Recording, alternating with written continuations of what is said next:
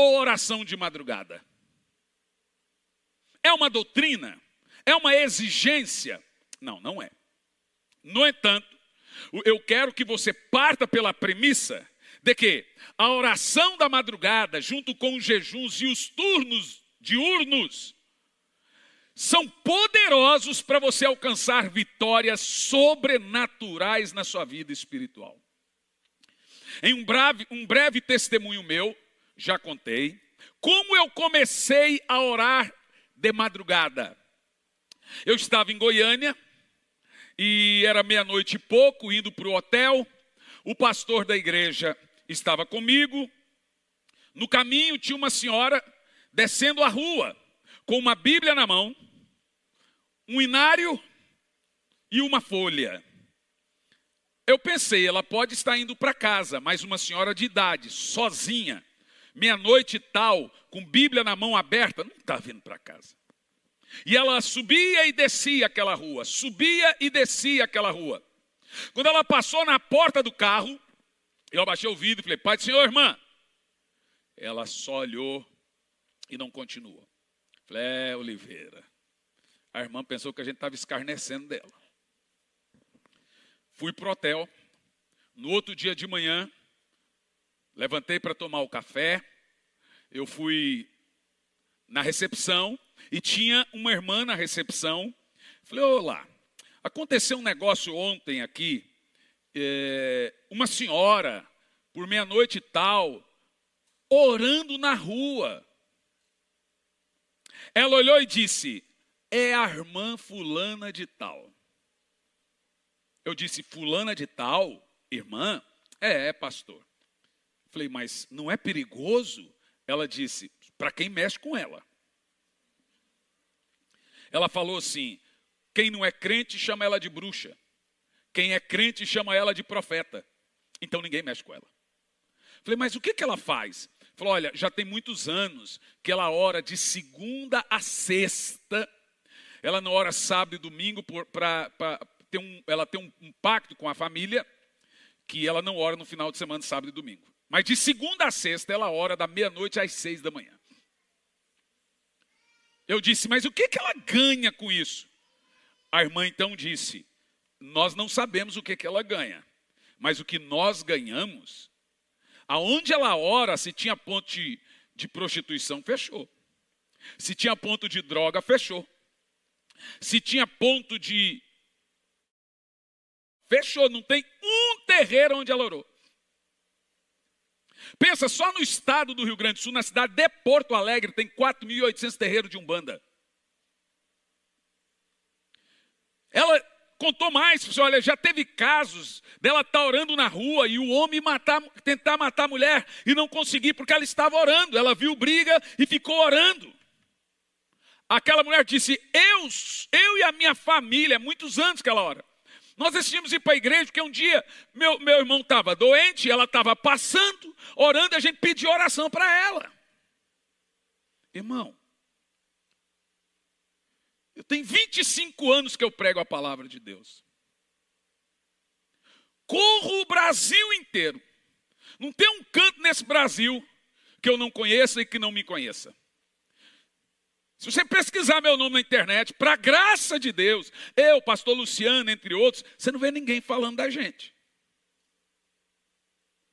A gente zela, a gente cuida. Mas nesse dia, eu joguei a justiça própria do lado, voltei para o quarto, me achando um lixo.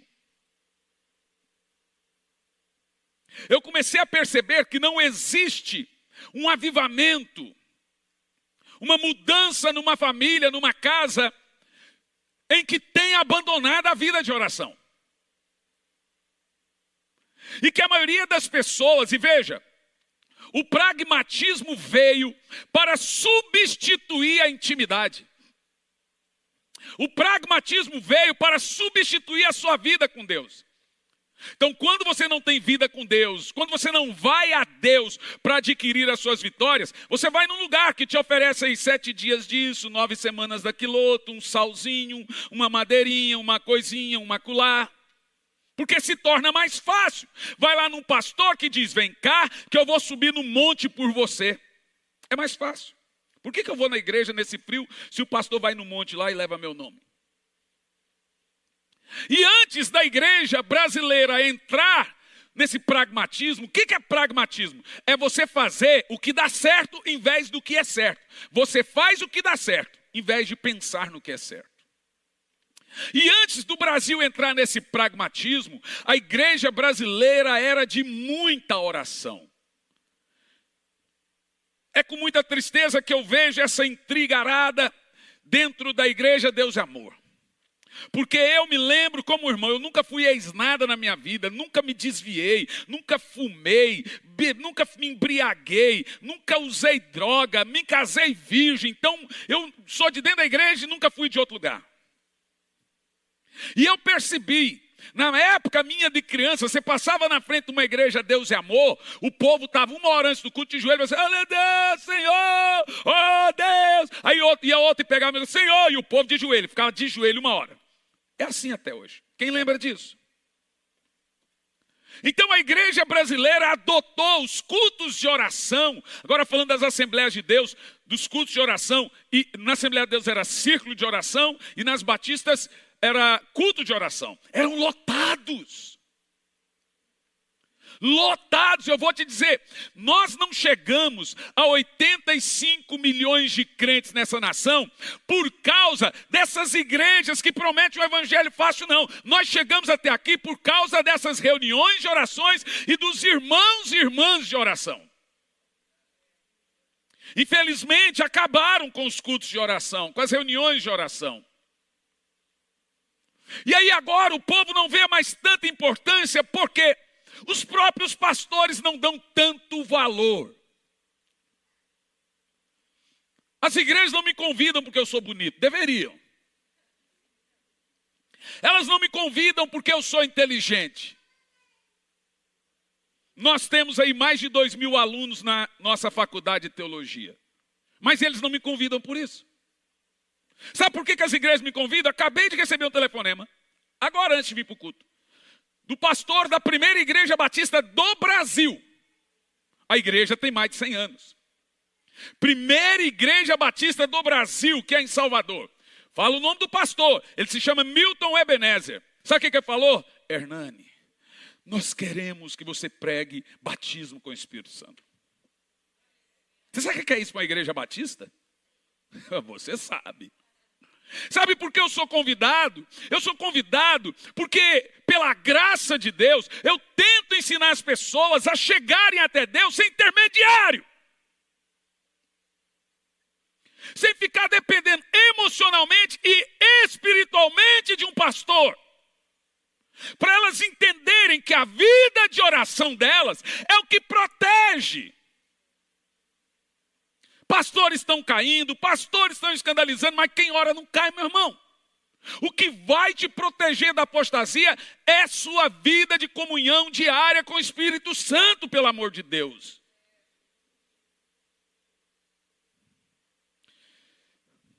Vamos começar de 1 Timóteo 2, versículo 8. Eu vou ser bem prático, como eu fui prático uma certa vez aqui na mensagem da corrida de oração por 1 hora, que é o que está no livro, e o Brasil está levando isso na prática. Chegou uma hora que eu dizia, eu e meu filho, eu acho que não valeu a pena pregar tudo isso, não. Agora, pastores começam a mandar mensagens para nós, comprando muitos livros para a sua igreja, depois de 3 anos pregando a mesma mensagem. A gente começa a ver os frutos. Que maravilha. Aí eles olham para mim, sua igreja deve ser gigante. Eu falei, são. Se você entender que tamanho não é número, são. Tamanho para Deus é qualidade. A igreja pequena ele chamou de grande. A igreja grande ele chamou de pequena e de pobre, cego e nu. Para Deus tamanho é essência. Diga-se assim, portanto, presta atenção. Olhe bem a palavra, portanto, determino. O quê? Então, primeiro, nós temos aqui um texto no hiperativo. Não cumpri-lo é desobediência à palavra de Deus. O texto diz: determino que os homens orem em todos os lugares. Esse texto, seria ele suficiente a você? Ou você acha que a vida espiritual se resume aí numa igreja? Os Estados Unidos, a vida espiritual dos crentes lá é o seguinte: eles vão na igreja domingo, ou um domingo por mês, ou 2 por mês, e igreja para eles só tocam no assunto igreja na hora de ir para a igreja. Igreja para eles é secundário. Eles não pensam na igreja, eles não ficam pensando na mensagem que ouviu.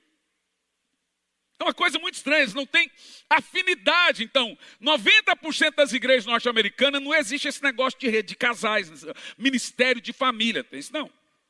Não tem esse negócio de ministério de jovens. O que vai ter ali é um kids na hora da reunião. Isso não existe na América. Eles não pensam no vínculo que vai ter com os irmãos. O que eu acho muito danoso. Por isso que estão caminhando por onde estão caminhando. O texto que nós temos aqui em questão é: ordeno que os homens orem. Eu quero que você diga isso 3 vezes.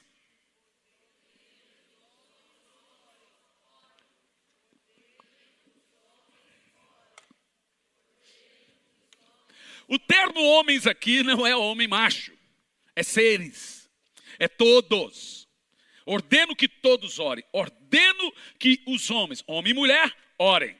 Então preste atenção no que eu vou te dizer. Nós temos que entender a vida de oração como um governo da parte de Deus na minha vida.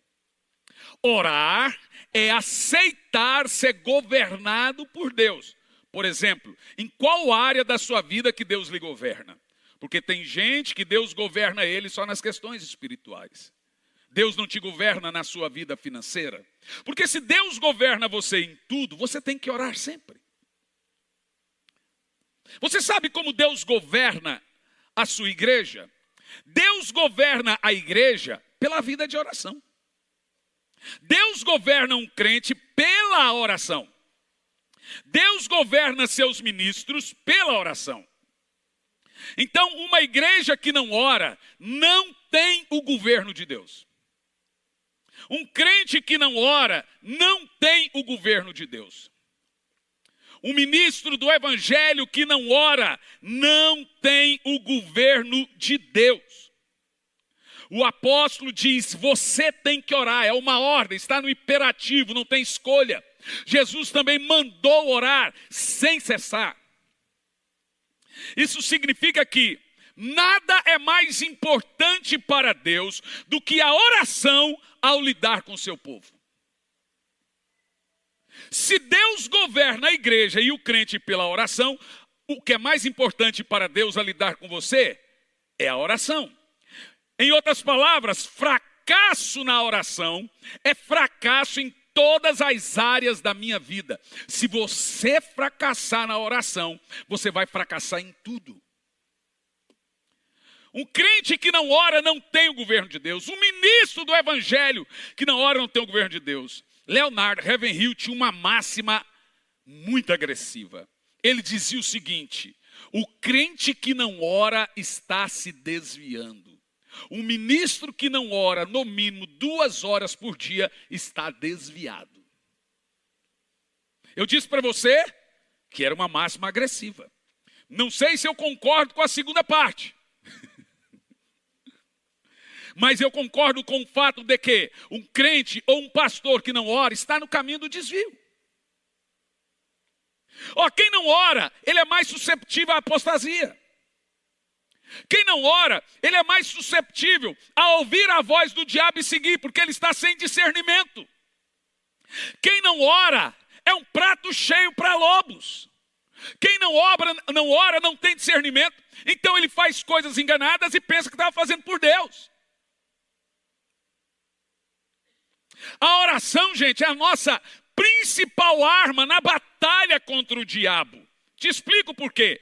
É em oração que nós ativamos todas as armas da batalha. É em oração que você aciona o nome de Jesus. É em oração que você aciona o sangue de Jesus. É em oração que você aciona a fé para operar milagres. É em oração que movemos as mãos de Deus. Então, sem oração, nós estamos fritos nessa batalha. Você está desarmado sem oração. Alguém me pergunta, além de obedecer ao fato do que a Bíblia manda orar, Jesus não ensinou ninguém a pregar, não ensinou ninguém a expulsar demônio, não ensinou ninguém a curar enfermo, ele ensinou a orar. É grave, a situação é grave. Além de nós analisarmos as coisas dessa lógica, tem gente que pensa que o fato dele não orar é uma coisa trivial. Olha, deixa-me te explicar a gravidade da falta de oração na sua vida de uma forma bem prática. Deixar de orar é orar ao Deus errado.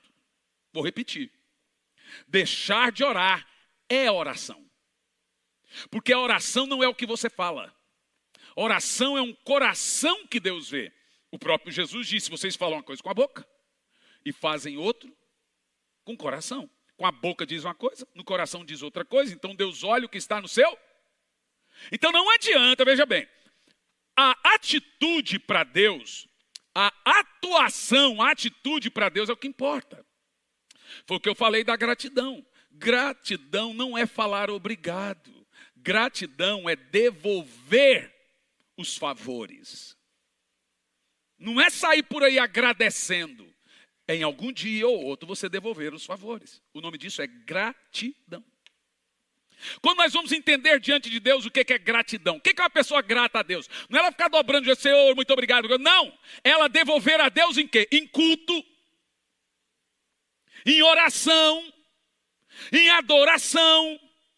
A Bíblia entende que uma pessoa é ingrata quando ela não ora. A Bíblia entende que uma pessoa é ingrata quando ela não devolve a Deus em adoração. Eu não estou bem hoje, por isso que eu adorei mal. Então sua adoração é condicionada, você está bem.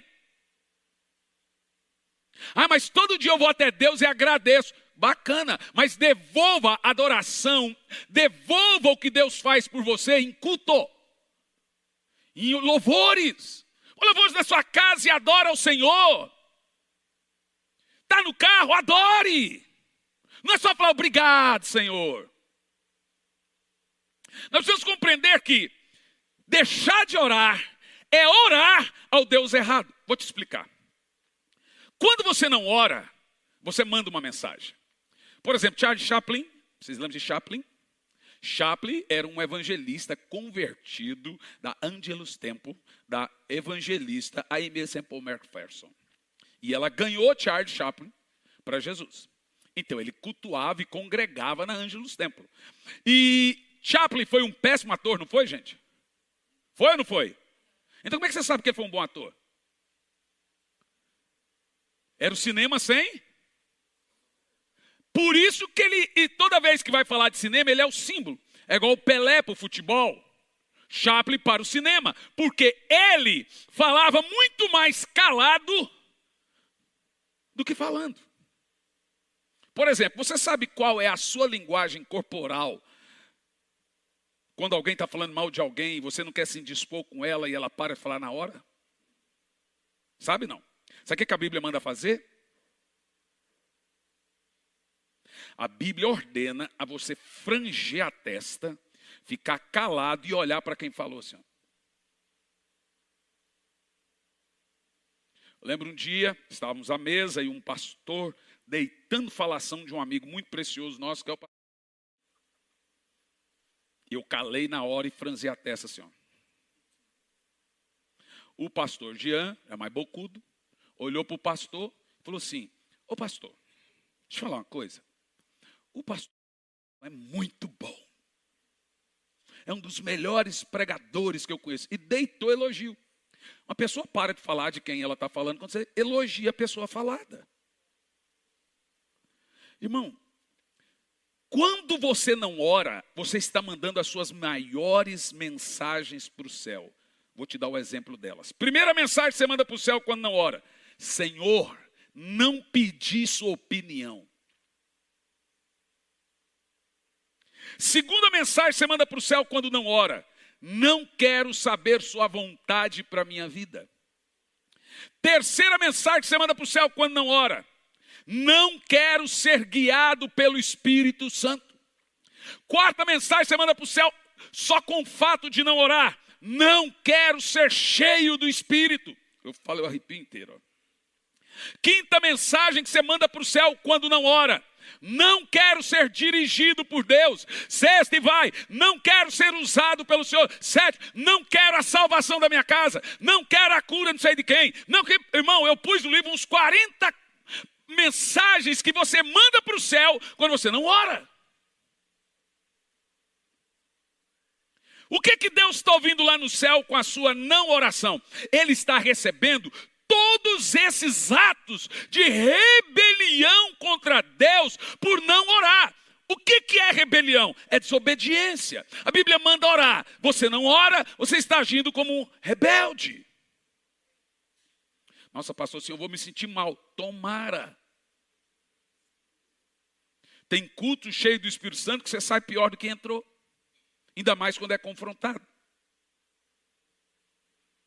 Um confronto desse, que é maravilhoso. Já que hoje em dia tudo é a massagear o ego. Tudo fala o que a gente gosta. Na realidade, hoje em dia, a pregação, na realidade, hoje, os louvores hoje é Deus cantando para o homem. É ou não é? Deus está fazendo um culto para o homem, Deus está cantando para o homem, Deus. Ou seja, o homem está no lugar de adoração. É o lugar mais importante. Falta de oração, meus amados, é um pecado gravíssimo. E não adianta só eu dizer a você que é um pecado grave, que você tem que orar. Hoje eu vou te ensinar a orar de forma prática. 1 Samuel 12, 23, o profeta chama de pecado a falta de oração. Ele diz: pecaria eu contra o Senhor, deixando de orar por vós. Ali, ó. Longe de mim pecar contra o Senhor, deixando de orar por vós. Então, não orar é o quê? Pecado. Pecado de desobediência. Desobediência é rebelião.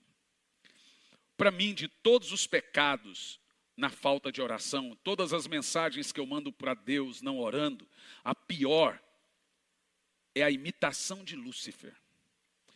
Eu estou dizendo para Deus que eu sou independente, não preciso dele. Esse foi o pecado de Lúcifer, de Adão. Porque quem ora demonstra que é fraco.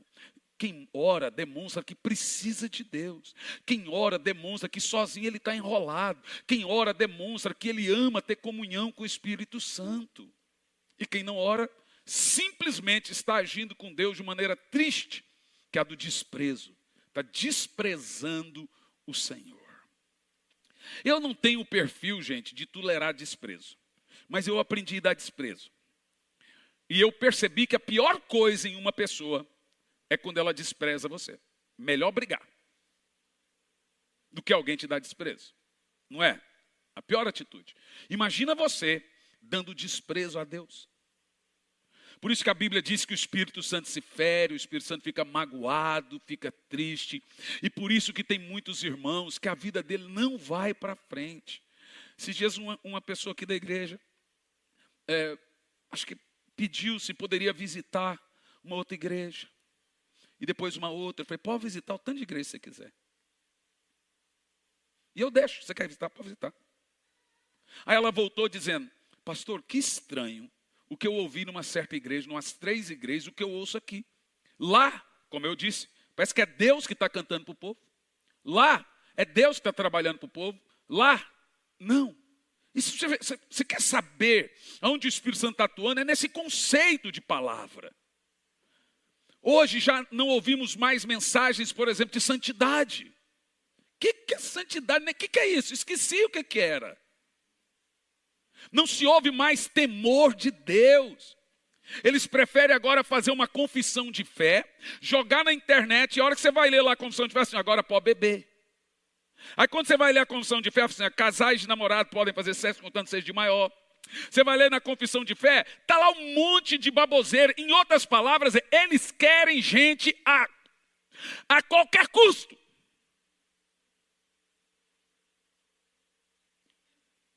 E a tendência é que toda igreja que prega santidade, arrependimento, temor de Deus, vida de oração, vai ficar cada vez menor. Infelizmente. Infelizmente. Vai em Vitória, no Espírito Santo. Você vai ver a igreja do reverendo Hernandes Lopes. não tem mais de 300 pessoas. E para mim é o maior pregador que tem no Brasil. Mas não tem mais de 300 pessoas. Ninguém quer. Ninguém quer. Eu não estou bem, eu precisaria de uma mensagem hoje que levantasse.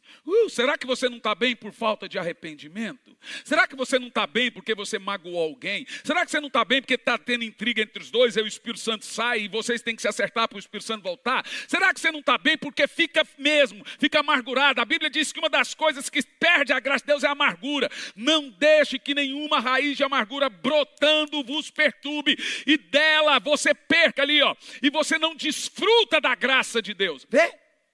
Boa parte de nossas crises internas é alguma desobediência a Deus, é alguma falta de oração, é brigar e não ir lá pedir perdão ou não perdoar. Mas quem que vai pregar isso? Bom mesmo é você vir na igreja, a gente vai dar uma de psiquiatra e de psicólogo e vai tratar você, suas emoções e falar tudo que é bom para você. Mas em nenhum momento vai chegar e dizer, meu filho, como é que está a sua vida de oração?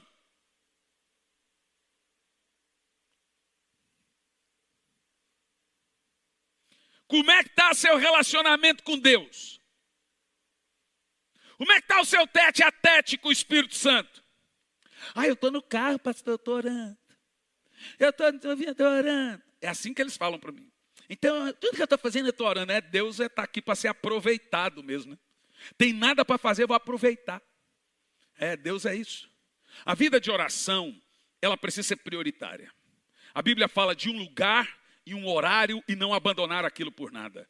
Olha, quando for orar, entra no teu quarto, fecha a tua porta e ora, porque o teu pai que te vê em secreto te recompensa. Então, menos esse negócio de aproveitar. Aconteceu comigo na Inglaterra, etc. Às vezes um voo de 10 horas. Acontece. Mas a vida de oração, gente, ela deve ser insistida. É uma luta. Qual é o segredo para orar sempre? Orar para orar. Primeira coisa que você precisa fazer, pedir para Deus abençoar sua vida de oração. Sabe como eu comecei a orar? Eu dobrava o joelho, orava 10, 15 minutos todo dia, 10, 15 minutos todo dia.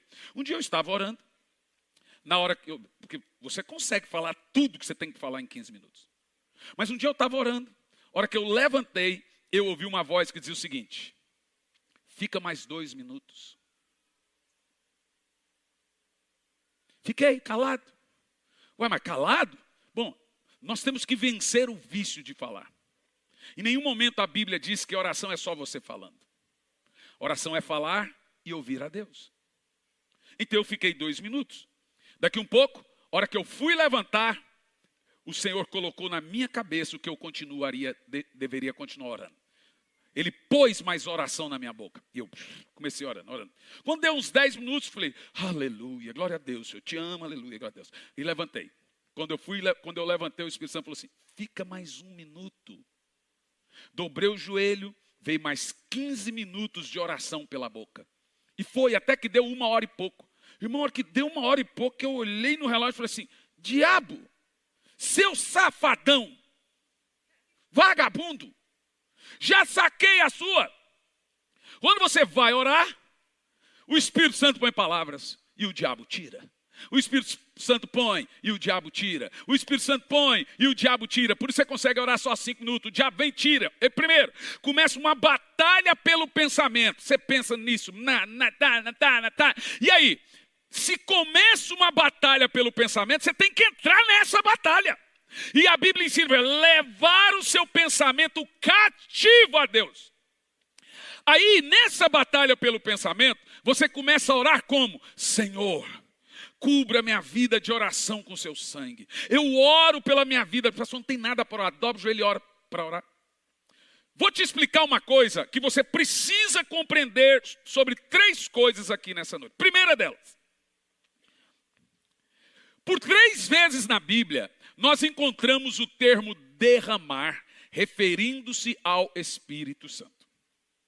Então, quando você lê o termo derramar, saiba que está falando de uma espécie de batismo do Espírito. Por exemplo, Joel 2:28 está falando do batismo do Espírito Santo em Atos 2. E lá diz, nos últimos dias, derramarei do meu Espírito sobre toda a carne. que se cumpre em Atos 2.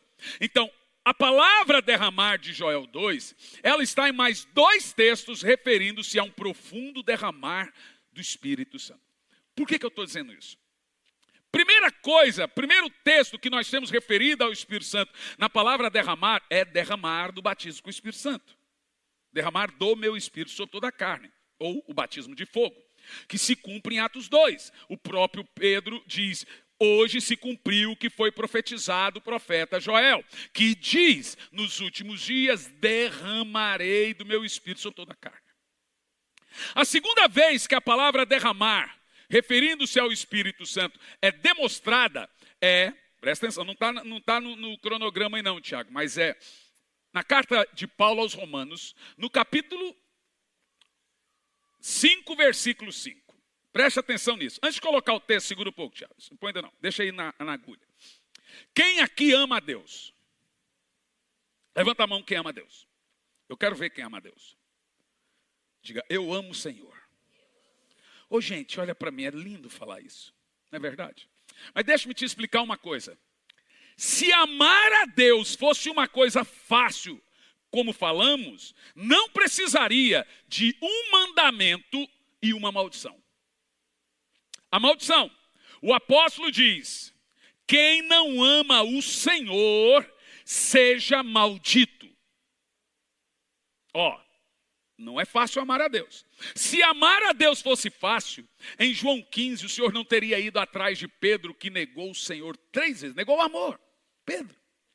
Se amar a Deus fosse fácil, não teria uma alerta de Deus numa carta para a igreja de Éfeso, em Apocalipse 2, quando o Senhor diz para a igreja de Éfeso: tenho porém contra ti que vocês abandonaram o amor que vocês têm por mim. E ele vira para a igreja de Éfeso e diz: aconselho que procure, veja onde vocês caíram. Caíram o quê? Do amor. Esfriaram do quê? Do amor. E volte à prática das primeiras obras. Arrependam-se. Ele não diz: querido, você esfriou. Não, ele diz que você tem que se arrepender. Uma menina disse ao pastor Luciano Subirá. Pastor Luciano Subirá é meu pastor já há 17 anos. A menina disse para ele: pastor, ore por mim, que eu estou em crise. Ele falou: o que tem? Eu perdi o primeiro amor.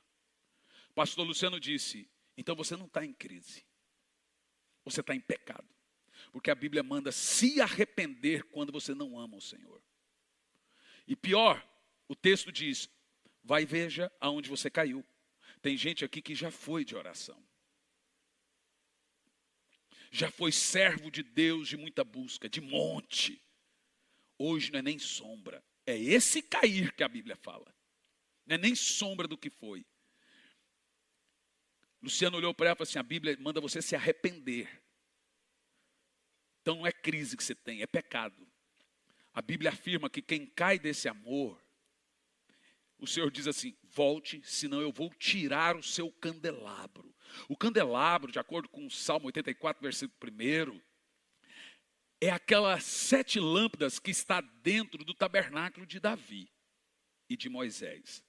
E esse candelabro das 7 lâmpadas representa os 7 Espíritos de Deus, as 7 igrejas também, e ao todo o Espírito Santo. Sabe o que o Senhor está dizendo?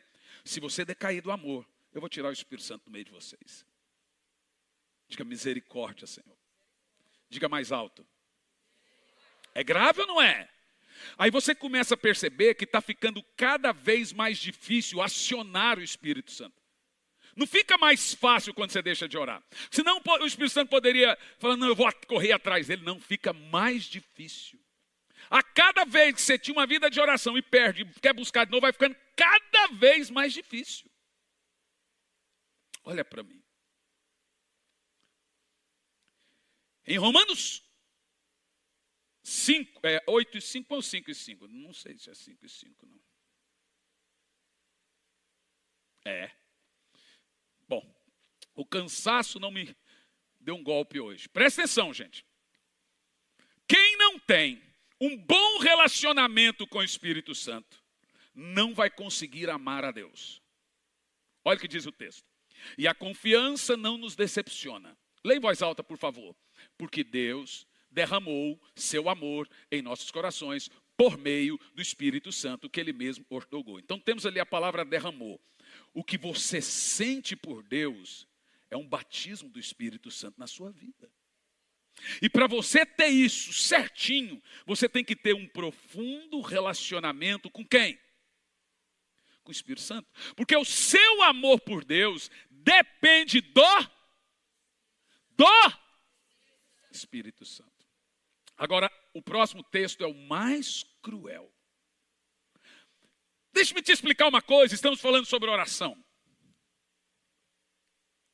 Por mais que você ore 10 horas por dia, 5, 3, 2, 1, você não vai saber orar. Sua oração não é o suficiente. E eu te explico. Em algum momento, nessas 10 horas, 5 horas, 2 horas, meia hora, a sua mente divaga. Ela pensa nos problemas, ela pensa no marido, ela pensa no filho, ela pensa em alguém, ela sai do foco. Porque nós somos homens, seres falhos. Por isso que a Bíblia Sagrada afirma que, por mais que sua vida de oração esteja funcionando, ela ainda não é perfeita. Quer ver? Romanos 8, versículo 26. Eu quero que você observe essa parte desse texto. Vamos ler? Olha só, gente, isso é muito importante para você não esquecer. Do mesmo modo, o Espírito nos auxilia na nossa... Deixa congelado. Qual é a fraqueza mencionada por Paulo? Senhoras e senhores, a fraqueza mencionada por Paulo é a mesma fraqueza mencionada por Jesus. Você vai se lembrar que Jesus disse, vigiai e orai, para não cair em tentação, ok? E ele continua, na verdade, o espírito está sempre pronto e a carne é fraca. O que os crentes decidiram traduzir esse texto? Diz assim, ó, a carne é fraca, por isso que eu pequei. O texto não é sobre pecado, irmãos. O texto é sobre oração. Ele começa o início do texto falando de oração. Jesus diz assim, ó, vigiai e orai para não cair. O que Jesus está querendo dizer é, quem não ora, cai. Se você não caiu, você vai cair. É isso que Jesus está falando. Aí ele diz assim, ó, na verdade o Espírito está sempre pronto para orar. Ai, quero orar, o Espírito está pronto. E a carne é fraca para orar. O apóstolo Paulo pegou essa palavra fraqueza e trouxe para Romanos, e ele usa o termo, nossa fraqueza. Mas o próprio texto explica qual é a fraqueza. De onde vêm nossas fraquezas? Todas elas, olha lá, porque não sabemos como orar. Leia desde o início e vai até a parte, pois não sabemos como orar. Leia e mentalize esse texto, vai lá. Ó, só 2 orando, vocês estão com tiriça, gente? Vai lá.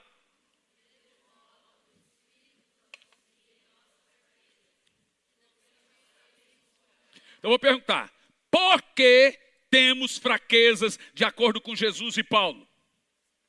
Porque não sabemos como orar. Irmão, eu já orei 12 horas sem parar. Já orei 48 horas sem parar. Não fui eu que contei isso não, foi minha esposa. Só ia no banheiro e só ia comer alguma coisa e voltava, sem parar. E mesmo assim a Bíblia diz que eu não sei orar.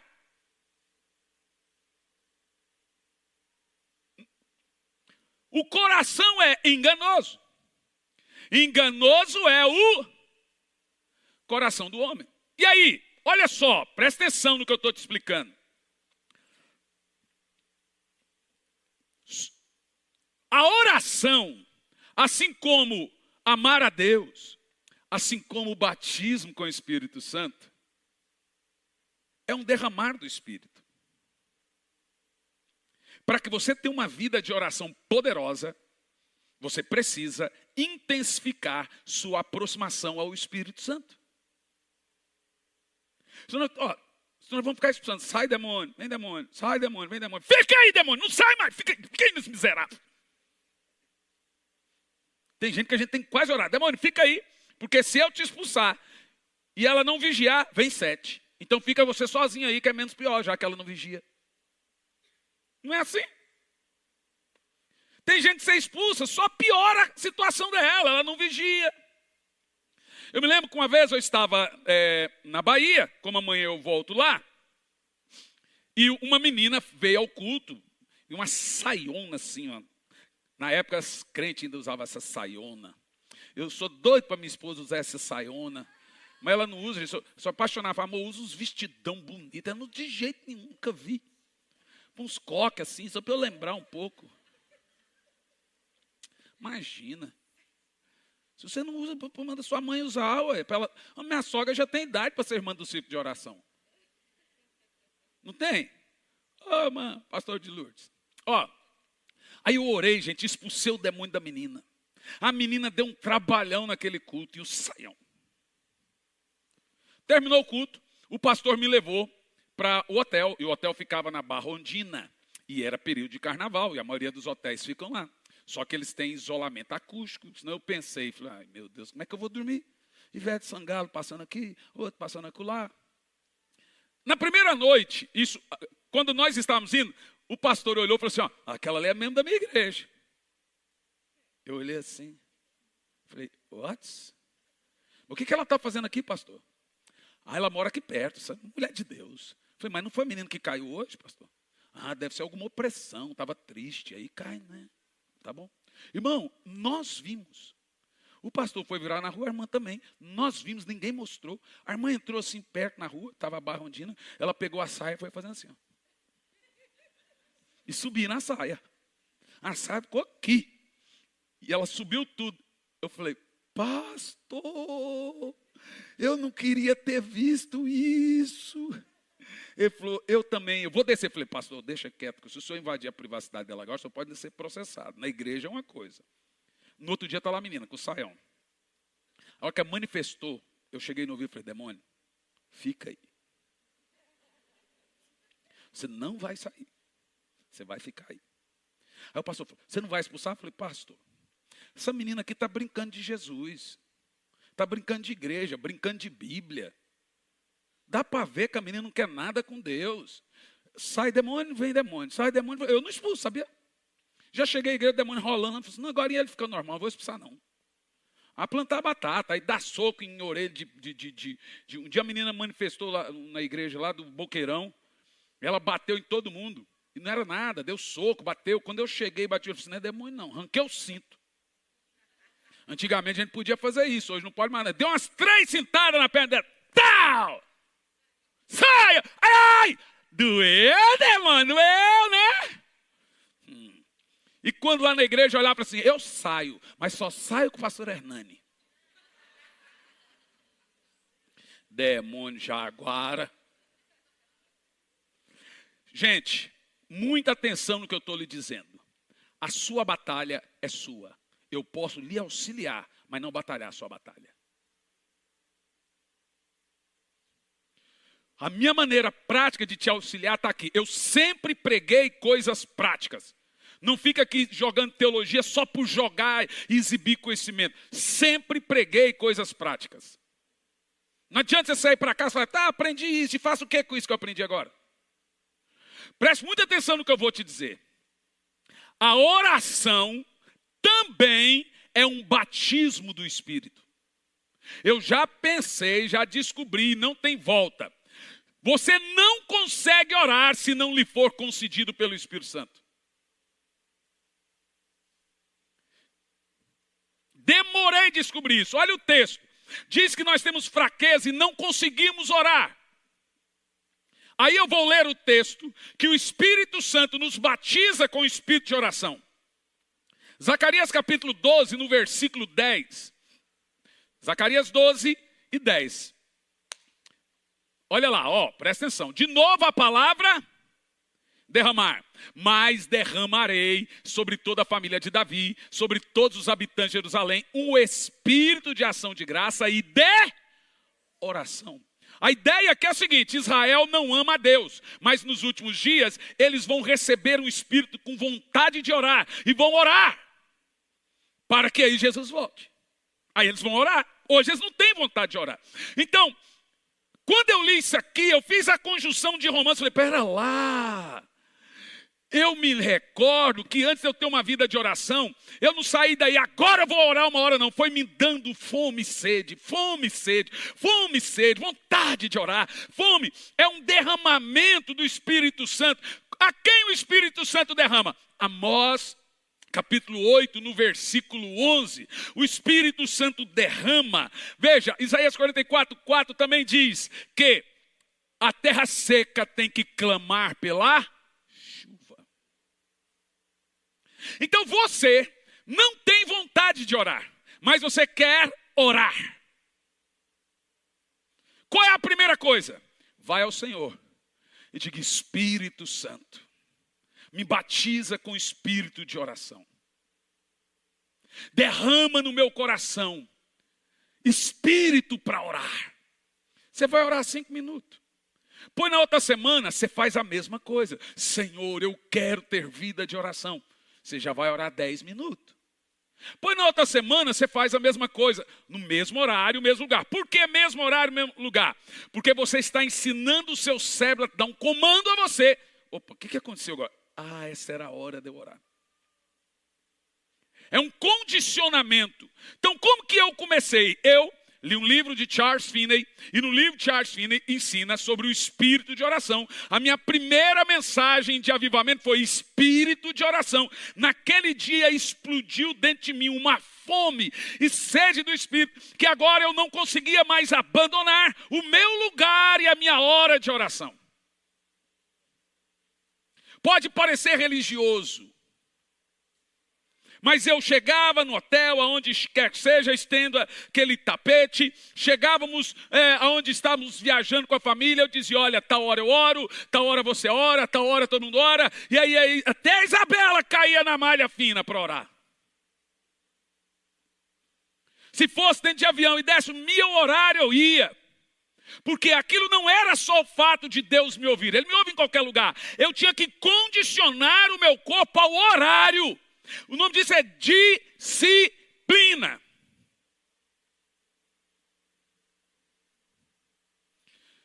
Quem quer que o Espírito Santo derrame sobre você um espírito de ação de graça e oração?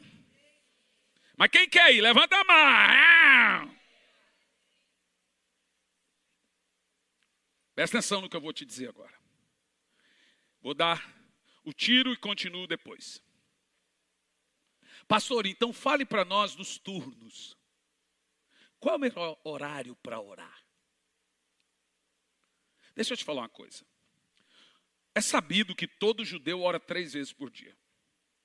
E você já se perguntou quais são os horários? Os horários são 9 da manhã, meio-dia e 15. Foi às 15 que eles estavam indo ao templo para orar, que horário o coxo andou. E esse turnos diários, de dia, diurnos na realidade, né? Os turnos diurnos. Então, quem orava diurnamente? Os comuns. Os profetas não podiam orar diurnamente. Os servos cheios de Deus não podiam orar diurnamente. Por quê? Porque eles não iam para Deus só para falar. Eles iam para... Então veja, você precisa ter na sua cabeça o seguinte: quando você quiser consultar a Deus, é outro horário. E te explico. Você pode escolher a hora que você vai falar com Deus. Como é que fala com Deus? Do jeito que você fala comigo. Se você ainda não consegue falar 1 hora, comece por 5 minutos. Nós temos uma cachorrinha em casa. E a gente ama igual um cachorro. Quer dizer, eu não, eu igual cachorro não, eu amo ela como um cachorro. Mas tem gente que trata o bichinho como humano, não gosta de cachorro. Se gostasse de cachorro, tratava um cachorrinho bem, mas está tratando como humano, gosta de humano.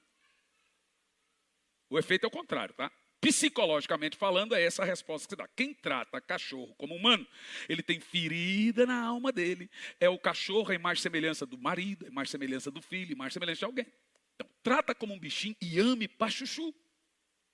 A gente ama pra chuchu.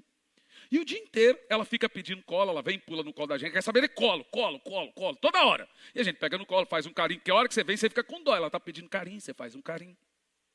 Você imagina, a gente permite o acesso desse bichinho o dia inteiro a nós. E não permite o acesso do Espírito Santo a nós. Você acha que o Espírito Santo não está o dia inteiro tentando se comunicar com você, meu irmão? É terrível. Hoje eu estava vendo aquela bichinha ali, pulando para cá, para lá. E você faz carinho. Você fala assim, gente, o Espírito Santo está me chamando, quer ter acesso a mim. É grave. Eu penso que é. Quem pensa que é grave? Quem é o seu Senhor? Jesus. Ele quer ter acesso a você. Então escuta isso para não esquecer mais. Você pode escolher a hora do dia para orar, que você vai falar com Deus. Eu sugeriria 3 horários. Escolha, vai no banheiro do trabalho, faça igual o judeu, vai lá, 9, meio-dia e 15, vai lá. Você pode escolher a hora de falar com Deus. Você não pode escolher a hora que Ele vai falar com você. Porque a hora que você vai falar com Deus, você escolhe. A hora que Deus vai falar com você, Ele escolhe. E qual é a hora que Deus priorizou falar com os servos, todos os servos dele? Agora, por que Deus quer falar comigo? Quem gostaria de ouvir a voz de Deus todo dia? Você pergunta, por que Deus quer falar comigo? Ué, irmão, Ele é seu pastor, Ele é seu Senhor, Ele quer te guiar, Ele quer te dar conselhos, te dar sabedoria em certas situações. É Deus. Por que Deus quer falar comigo? Você gostaria de ouvir a Deus? Então vamos ver. Começando por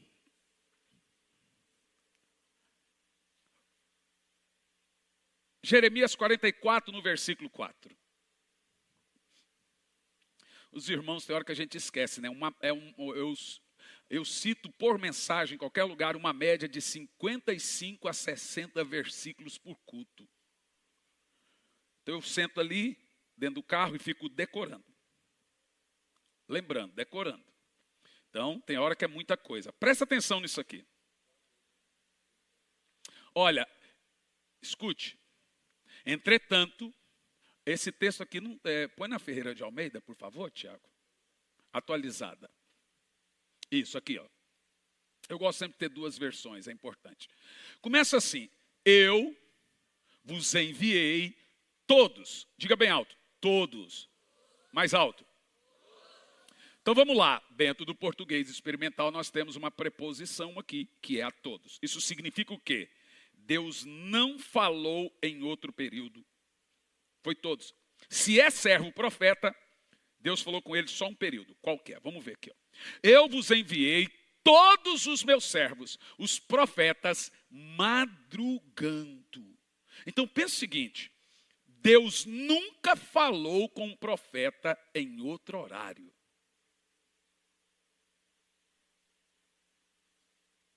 É todos. Para ouvir a Deus, ele ouve, ele chama. Aí deixe-me te explicar uma coisa aqui. Jó capítulo 8, versos 5 e 6, nos fala dos primeiros benefícios de orar de madrugada. Mas se tu, de madrugada buscardes a Deus, e ao Todo-Poderoso pedirdes misericórdia, continua. Se fores puro e reto, certamente logo despertará por ti. Está dizendo, olha, Deus, veja bem, olha como é que diz o texto. Se tu de madrugada buscardes a Deus. E continua. E restaurará a morada da tua justiça. Todos os textos aqui da oração de madrugada estão incluídos. Não é carro, não é bênção, não é cura. É o seu favor espiritual. Olha lá, reto e puro. E restaurará o seu altar, o altar da justiça. Você percebe que a madrugada foi feita para ver Deus, sonhar, ter visões, ser santificado, buscar ao Senhor, ver o agir de Deus. Ver Deus tocar em você, sentir a mão dele no seu ombro. Vamos ler de novo. Volta. Eu quero que você leia o texto inteiro com voz alta. Vai lá. Se tu de madrugada buscares a Deus e ao Todo-Poderoso pedirdes misericórdia. Continua. Se fores puro e reto, certamente logo despertará por ti e restaurará a morada da tua justiça. Não, gente, vamos aplaudir, esse texto é muito poderoso. Louvado o nome do Senhor por isso. Vamos ver o segredo de orar pela madrugada. Quem inventou isso? Porque alguém disse, olha, mas você não pode fazer uma doutrina. Infelizmente, para alguns está feita. Como é que você faz uma doutrina bíblica? Quando você encontrar 2 ou 3 textos ordenando isso. Provérbios 8 e 17. Primeiro, o livro de Jó diz que se você está enfrentando uma escassez espiritual, que hora que você vence essa escassez? Na madrugada. Não é verdade? Na madrugada. Olha o que diz o texto. Leia, vai lá. Eu amo os que me amam e os que cedo me buscarem me acharão. Vocês sabem que esse texto também é traduzido por os que de madrugada me buscam, de madrugada me encontram. Salmo 88, 13 diz, olhe lá. Salmo 88, 13. Eu, porém, Senhor, tenho clamado a ti, e de madrugada, a palavra esperar ali é o seguinte, Davi foi para a madrugada em silêncio, esperando Deus falar com ele.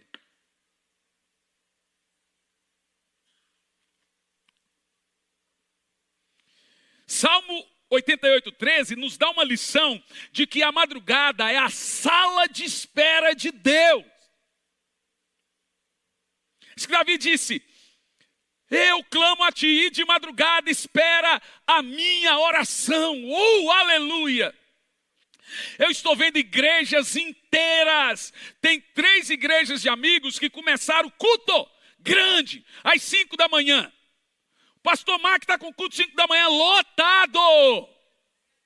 Igrejas gigantes, está aí que está virando uma coisa igual a Coreia do Sul. Eu estou falando para vocês, eu pensei que era tudo tempo perdido, talvez para alguns aqui, mas aonde eu estou indo, pastor, já estamos orando a igreja toda 5 da manhã, da IBG em Taubaté, uma multidão. Tem um negócio acontecendo, eu quero chamar você aqui, quero chamar você que assiste ao turno do avivamento. Ao turno de despertamento com Deus. Nesse lugar, o Senhor vai te chamar, te dar projetos, te dar sonhos. Ele vai falar com você como eu estou falando com você. Nesse lugar ele vai curar você de tudo que é coisa da alma. Gente, foi na madrugada que Deus salvou a minha mãe. A madrugada.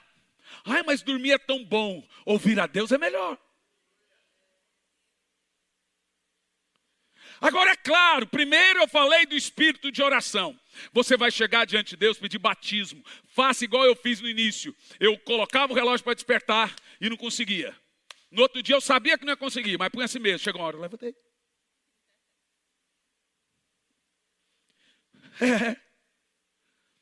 Eu vejo muitas coisas acontecendo em muitos corações aqui. Irmãos, eu preciso parar por aqui. Eu posso continuar, mas já são 10 horas. Eu vou continuar. Estou terminando sim. Êxodo 24 e 4, presta atenção, esse texto. Deixe-me te explicar uma coisa. Quando o mar vermelho se abriu, tem gente que pensa que foi de dia. Quando as muralhas de Jericó caíram, tem gente que pensa que foi de dia. Porque deixe-me te explicar aqui, ó. Leia lá, vamos lá. Moisés escreveu as palavras do Senhor e levantou-se pela manhã de madrugada e edificou um altar ao pé do monte. Agora veja, se nós lemos Moisés falando que levantou de madrugada, não precisa saber qual é o período. A Bíblia diz que todos os profetas foram levantados de madrugada. Moisés, Davi, e diz ali, ele levantou o altar das 12 tribos. Ou seja, que hora que Deus deu os 10 mandamentos? Que hora? Aí agora eu vou perguntar para você, a hora. Qual hora da madrugada? Aí eu vou te explicar prático e simples. Você sabe então, 3 turnos de oração de dia, 4 turnos de oração de noite. O primeiro turno da oração da noite é às 18. O segundo às 9. O terceiro à meia-noite. 18 às 9. 9 à meia-noite, meia-noite às 3, 3 às 6 da manhã. Esses são os turnos. Então nós temos 4 turnos, cada turno 3 horas. Presta atenção, qual é o poder disso? Qual é o turno importante profético? O turno profético. O turno profético é das 3 às 6, que é o quarto turno. Por que o quarto turno? Josué 6,15, pode pôr na tela. Mostra a hora que a muralha caiu. E sucedeu que ao 7º dia, madrugaram ao subir da alva, e da mesma maneira rodearam a cidade 7 vezes. Naquele dia a cidade caiu. Então deixa eu falar uma coisa para você. Foi 6 da manhã que a muralha caiu, eles vinham orando desde as 3. Também no texto do Mar Vermelho, foi 6 da manhã que o mar se abriu, eles vinham orando desde as 3. 6 da manhã caía o maná. Quem dormia até tarde, não comia. 6 da manhã, Jacó venceu a luta com o Senhor. 6 da manhã, Jesus ressuscitou. Nós temos muitos textos do nosso mestre. Salmo 63:1, pode pôr. Que mostra, gente, eu estou te dando a chave para conseguir algo sobrenatural em pouco tempo.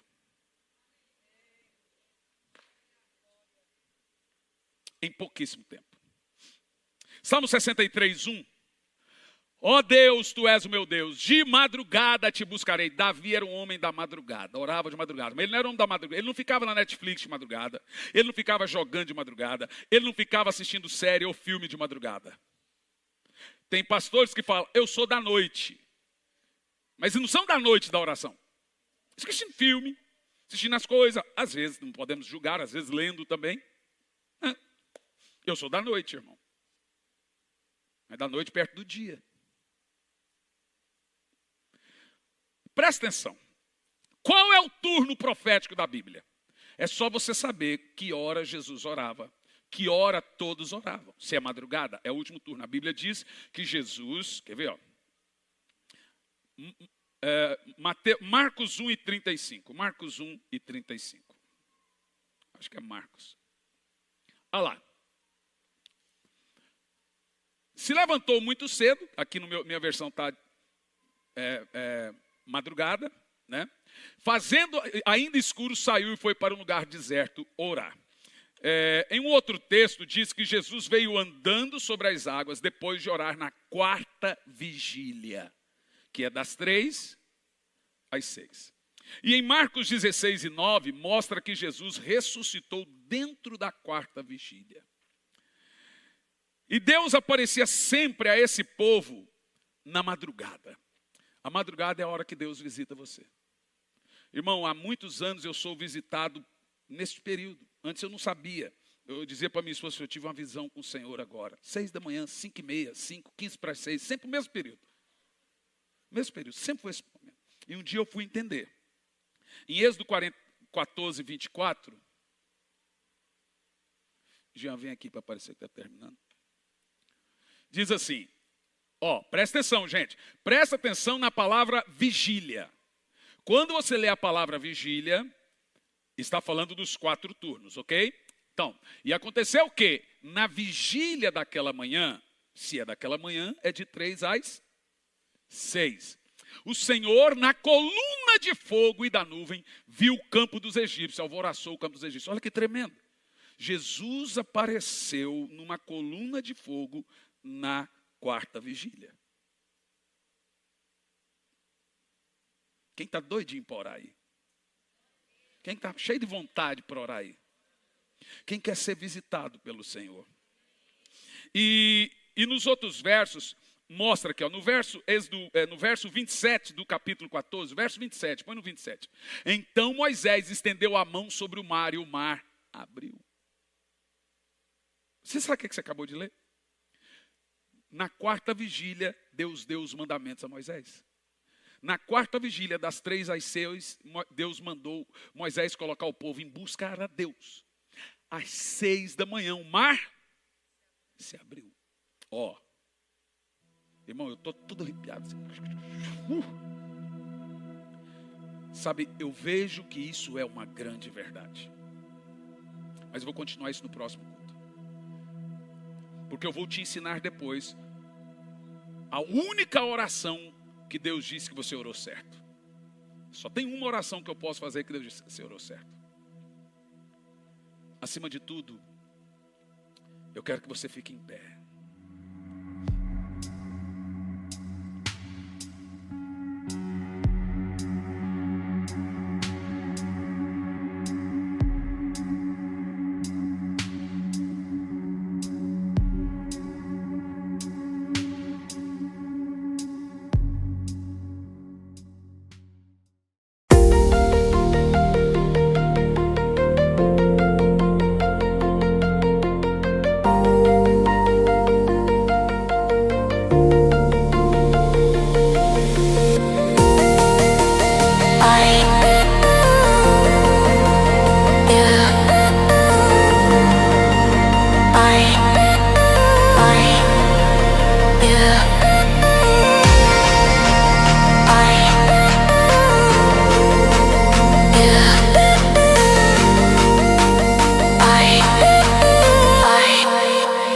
Yeah.